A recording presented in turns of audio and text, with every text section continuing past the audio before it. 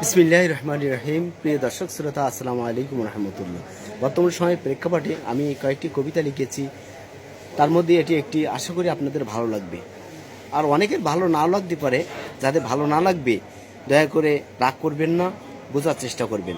তবে কবিতাটি হচ্ছে: ভারত চাটা আমলিকির জাতির পিতা নয়তো মুসলমান, দাড়ি ছাটা শুধু গোপের তারা, রেখে গেছে কয়টা জারো শয়তান।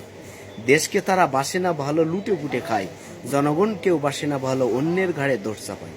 মিথ্যা মামলা করে হামলা, আয়না করে ভরে, ইসলাম ও আলেমদের প্রতি জ্বলে পুড়ে মরে। মুসলিম তাদের কেমনে বলি, ইসলামের কিছু নাই, মানবতা আর ইসলাম বিরোধিতা আওয়ামী লীগের ধারায়। মুসলিম যারা করে না তারা স্বৈরাচারের দল, সময় থাকতে এসো ফিরে দেখুক সবে মুসলমানের ঢল।